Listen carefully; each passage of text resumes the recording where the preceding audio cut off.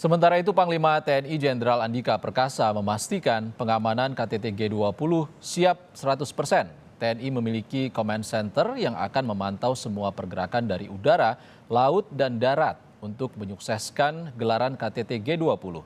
Kita ikuti perbincangan jurnalis Kompas TV Dipo Nurbahagia bersama Panglima TNI Jenderal Andika Perkasa yang telah kami rekam sebelumnya.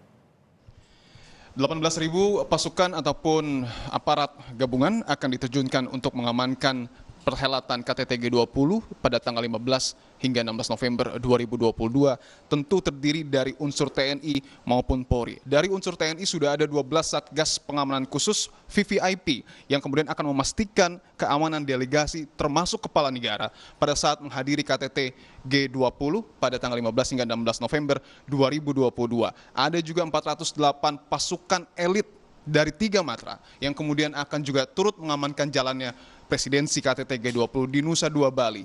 Membahas lebih dalam terkait dengan hal ini, kami sudah bersama dengan Panglima TNI Jenderal TNI Andika Perkasa. Pak Andika, terima kasih sudah meluangkan waktunya bersama dengan Kompas TV.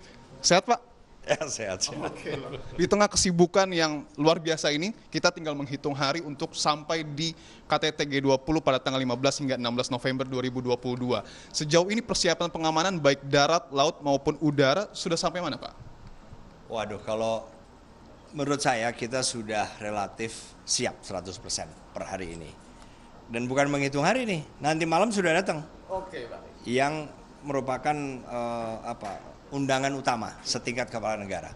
Jadi nanti malam jam 19-an itu sudah datang direktur dari Asian Development Bank yang kita diperlakukan seperti kepala negara.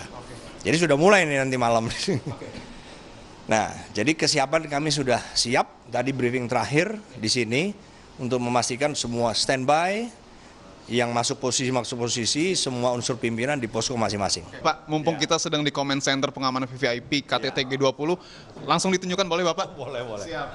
Ada beberapa ya, untuk kita melihat semua pesawat yang sedang airborne, ada beberapa. Pertama coba TDAS. TDAS ini adalah aplikasi yang dimiliki oleh TNI, Angkatan Udara. Ini menunjukkan informasi tentang penerbangannya. Dan ini yang sedang airborne ini. Jadi di sini penerbangan yang saat ini kelihatan semua. Aplikasi Sisfo yang kami miliki, kalau ini yang dimiliki oleh komersil. Tapi kita bisa dapatkan juga. Jadi kita punya pandangan terhadap siapa yang terbang di sekitar kita. Kita juga punya pandangan tentang pergerakan aset laut, kapal.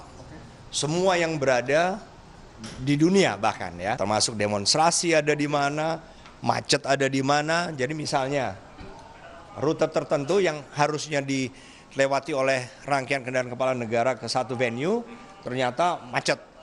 Nah dari sini udah langsung, dia sebelum berangkat jangan gunakan rute utama karena macet di titik ini. Gunakan rute cadangan, nah gitu-gitulah. Nah ini dia, ini aplikasi kami. Aplikasi kami kita bisa melihat misalnya ini kan ZEE mas, batas ZEE kita nih ya. Kita bisa tampilkan kapal-kapal yang, nih kapal militer asing. Coba tampilkan.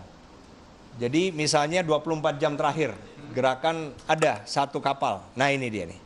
Darat, mas tinggal pilih. Kita mau melihat CCTV, berarti kan di jalan-jalan.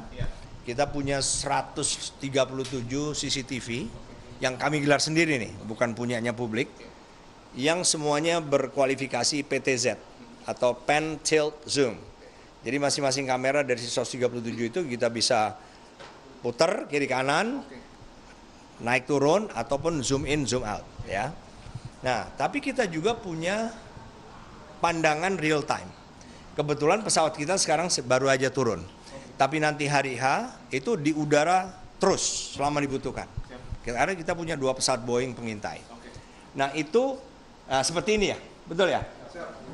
Ini adalah video footage walaupun ini recorded. Nah ini recorded tadi. Jadi kita bisa zoom in bahkan sekecil-kecilnya sesuai permintaan saya. Detail sekali ya Pak ya? Iya, sesuai permintaan. Ini kan belum, ini masih umum nih mas. Tapi begitu saya minta, misalnya ada insiden, ini kan di depan Apurva nih mas. Iya, betul. Coba zoom in ke sana. Jadi real time kita bisa punya pandangan. Sehingga kita bisa langsung tindak lanjuti, oh di situ ternyata ada kecelakaan, oleh karena itu coba cepat untuk mobil crane untuk segera memindahkan mobil yang celaka, gitu-gitulah. Artinya tidak hanya soal keamanan, tetapi juga misalnya ada kecelakaan, mungkin saja bencana, ini semua sudah tercover ya Pak? Termasuk demonstrasi ada di mana. 17 kepala negara kurang lebih akan hadir. Yang paling santer dibicarakan adalah kehadiran dari Presiden Amerika Serikat Joe Biden dan juga Presiden Tiongkok Xi Jinping. Apakah kemudian ada perbedaan pengamanan yang akan dilakukan dari kepala negara lain dan juga Joe Biden dan juga Xi Jinping? Kalau pengamanan dari kami sama, kami sudah menyiapkan sesuai standar lah. Rangkaian kendaraan, kemudian pengaman pribadi atau protective details yang nempel ke Presiden, jumlahnya sama. Kemudian selain itu juga misalnya kendaraan berlapis baja yang kami siapkan seandainya kita harus mengevakuasi kepala-kepala negara itu. Tapi biasanya membedakan adalah perangkat dari mereka masing-masing.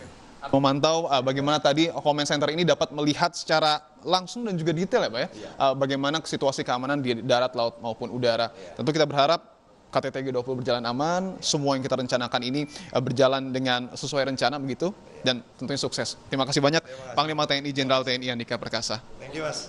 Dan tentu kita berharap seluruh rencana ini betul-betul dapat diimplementasikan dan KTT G20 pada tanggal 15 hingga 16 November 2022 dapat berjalan aman dan juga sukses. Saya Dipon Rubahagia dan juga juru kamera Febri James melaporkan dari Nusa Dua Bali.